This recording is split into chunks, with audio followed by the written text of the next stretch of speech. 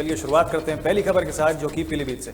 पीलीभीत के बिसलपुर के रमपुरा नौगेवा गांव में चुनावी रंजिश के चलते 50 साल के सुरेश की बेरहमी से पीट कर हत्या कर दी, जबकि उनकी पत्नी और 2 बेटे घायल हो गए हैं। पीड़ित परिवार का आरोप है कि प्रधान पक्ष के 2 दर्जन से अधिक लोगों ने उन पर लाइसेंसी राइफल और धारदार हथियारों से हमला किया। घटना के बाद आरोपी फरार हो गए हैं, जिसके बाद गुस्साए परिजनों ने सड़क जाम कर आरोपियों की गिरफ्तारी और सुरक्षा की मांग की है। पुलिस ने मामला दर्ज कर आरोपियों की जल्द गिरफ्तारी का आश्वासन भी दिलाया है।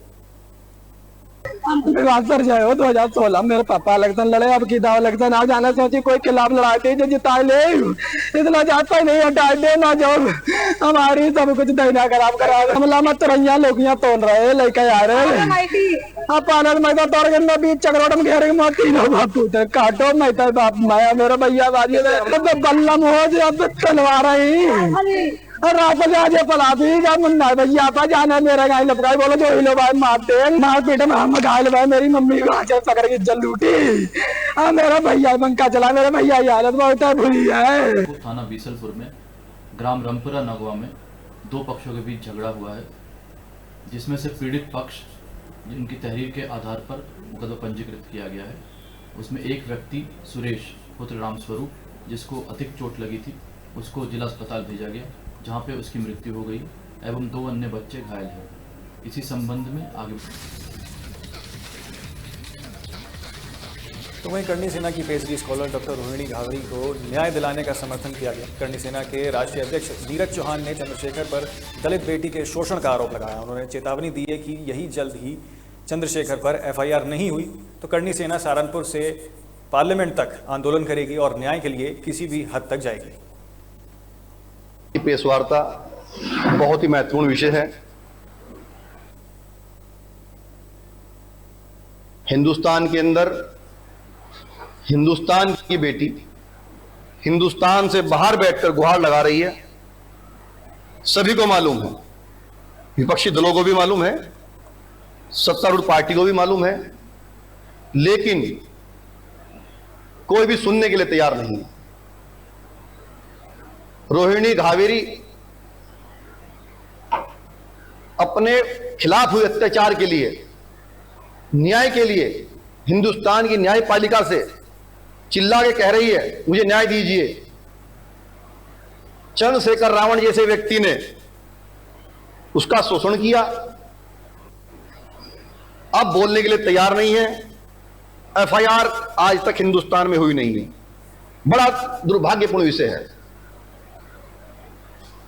उसी के मध्य रोहिणी के माता पिता से हमारी बात हुई, रोहिणी से हमारी बात हुई। रोहिणी को हमने आश्वासन दिया है पूर्ण रूप से राष्ट्रीय करणी सेना उसके साथ है, उसके परिवार के साथ में है। जो लोग करणी सेना पर आरोप लगाते आए हैं कि क्षत्रिय की बात करती है, क्षत्रिय की लड़ाई लड़ती है, आज उन लोगों को भी कह देना चाहता हूं करणी सेना अगर मैदान में है तो दलित अमरोहा में यूपी पुलिस और एसओजी की टीमों ने 78 किलो से ज्यादा अवैध गांजा के साथ 2 तस्करों को गिरफ्तार किया। ये तस्कर मुरादाबाद के रहने वाले हैं और गांजा दिल्ली लेकर बेचने के लिए फरार हो गए थे। बदमाश गांजे की कीमत 8 लाख बताई जा रही है। वहीं दोनों आरोपियों के खिलाफ एनडीआरएफ एक्ट के तहत एनडीएमए एक्ट के तहत माफ कीजिए मामला दर्ज कर लिया गया और आगे की कार्रवाई जो है वो की जा रही है। जनपद अमरोहा की एसओजी सर्विलांस एवं थाना सहजनगर की पुलिस ने बहुत ही सराहनीय कार्य करते हुए 2 अभियुक्त जिनका नाम फरासीन और बिलाल, जो थाना मैनाठार जनपद मुरादाबाद के रहने वाले हैं, इनके पास से 78 केजी गांजा बरामद किया है, जिसकी अनुमानित कीमत बाजार में 8 लाख रुपए है। इनसे जो पूछताछ की गई है, पूछताछ के क्रम में इन्होंने बताया है कि ये ड्राइविंग का काम करते हैं। इनका एक और साथी है महराज, जो झारखंड और उड़ीसा से ये गांजा लाता था। उनको इसने किया था कुछ दिन पूर्व महराज भी रांची।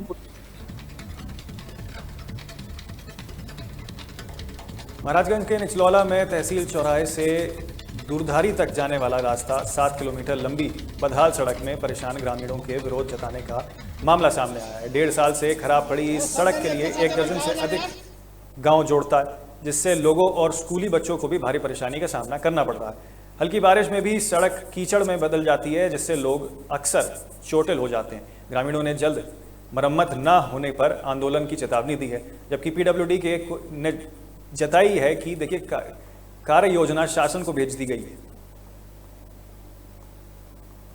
हो रहा है कि बच्चे गड्ढे में गिर जा रहे हैं, जिसका पैर टूट जा रहा है, इसकी जिम्मेदारी कौन लेगा? सरकार ने कहा कि सारे मुख्य मार्गों को बना दिया गया, लेकिन पूरे तहसील में इतना रोड खराब किसी जिले में नहीं है। हमारी मांग यही है कि जल्द से जल्द इस रोड को बनवाने का कार्य किया जाए।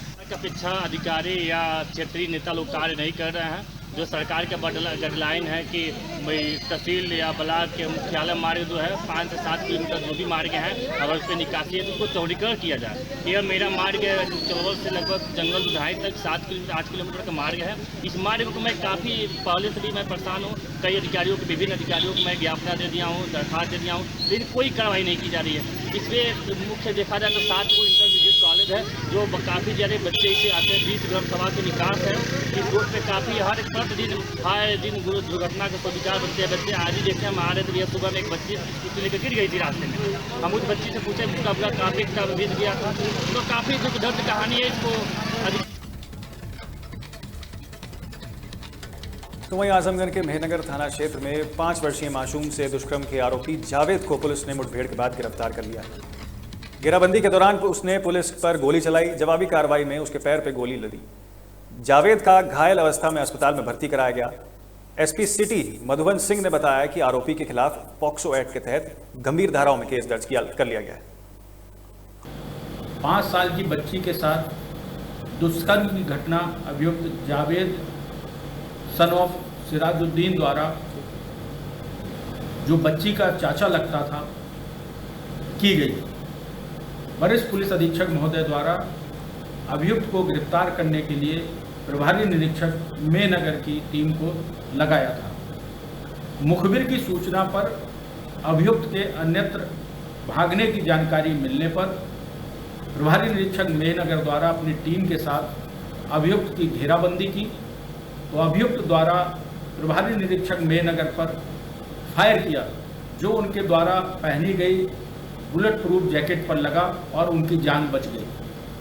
प्रभारी निरीक्षक मेहनगर द्वारा भी फायर ओपन किया गया, जो अभियुक्त के पैर में लगा और अभियुक्त घायल होकर वहीं गिर गया। थाना पुलिस द्वारा घायल अभियुक्त को इलाज हेतु अस्पताल ले जाया गया है। उसका अस्पताल में इलाज चल रहा है। पुलिस द्वारा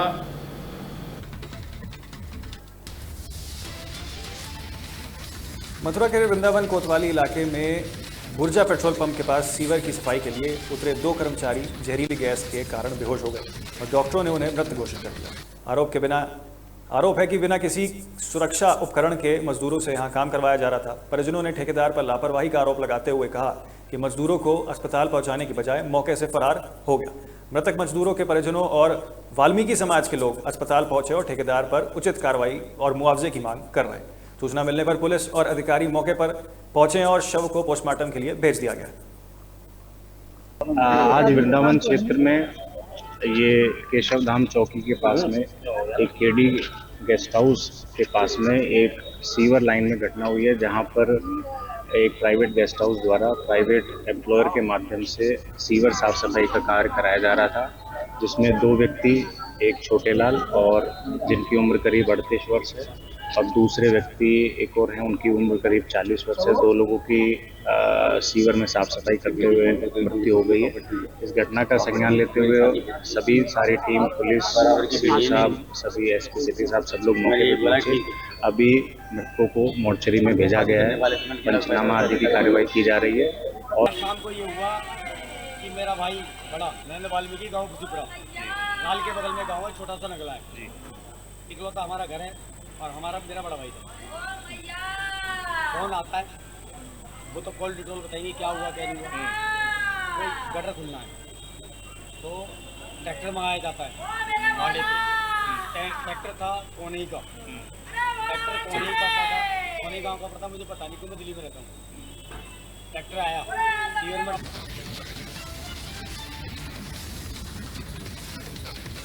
अमरोहा में यूपी सरकार के एक्शन मोड में है। खाद्य विभाग और पुलिस की संयुक्त टीम ने गजरौला में 4800 लीटर नकली सरसों और रिफाइंड तेल बरामद किया।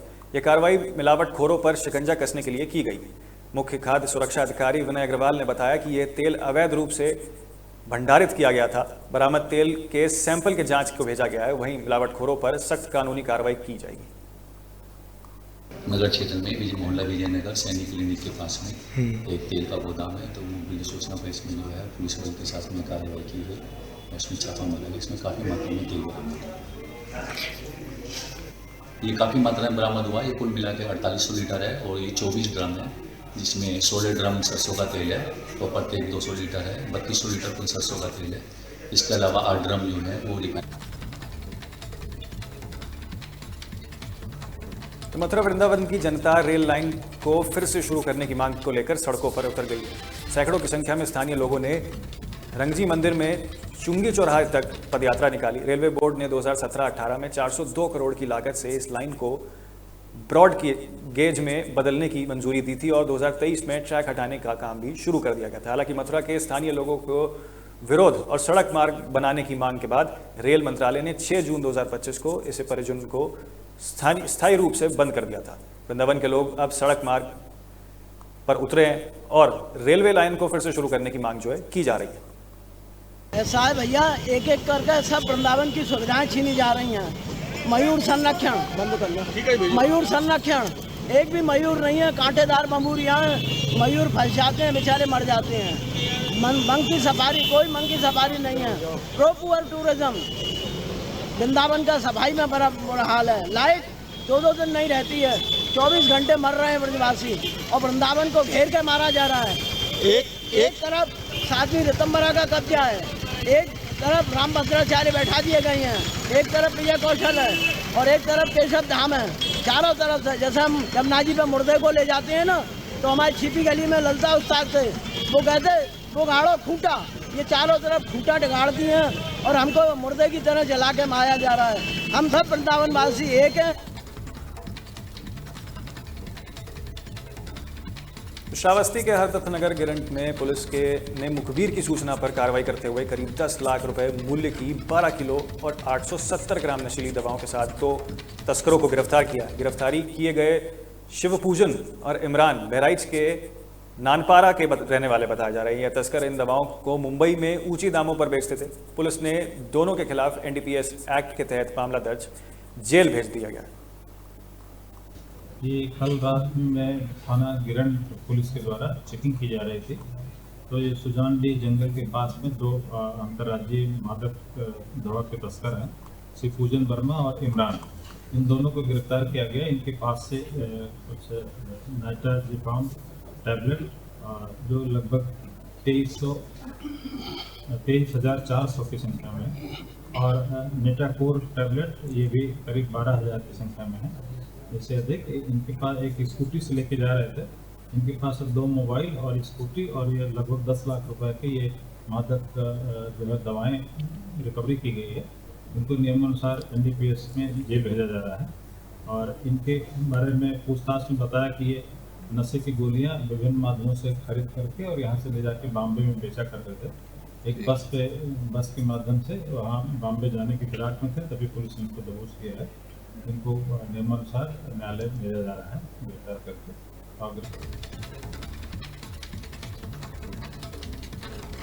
माओ पुलिस ने 30 किलोग्राम अवैध गांजे के साथ देवर भाभी समेत 3 तस्करों को गिरफ्तार किया। बरामद गांजे की कीमत करीब 3.60 लाख रुपए बताई जा रही है। COCT अंजनी कुमार पांडे ने बताया कि ये आरोपी असम के ट्रॉली बैग में गांजा लाकर माऊ में बेचते थे। उन्होंने शहर कोतवाली क्षेत्र के रेलवे स्टेशन से मुखबिर की सूचना पर पकड़ा गया।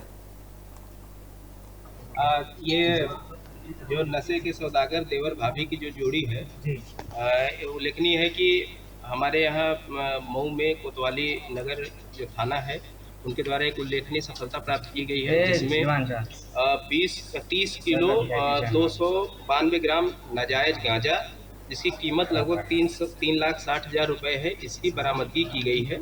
ये देवर भाभी की जोड़ी जो है वो असम से गांजे का जो है कि खरीद करके और इन क्षेत्रों में जो है बिक्री करने के लिए जा रहे थे मुखबिर खास की सूचना मिली। इस पे हमारी एसओजी की टीम, थाना कोतवाली की टीम और बाकी हमारे जितने भी मुखबिर खास की मदद से इसको जो है फिलहाल के लिए खबर उत्तर प्रदेश में इतना ही, लेकिन ये बताते हुए कि बाकी देश और दुनिया की हर छोटी बड़ी खबर के लिए आप देखते रहिए तहलका डिजिटल। नमस्कार।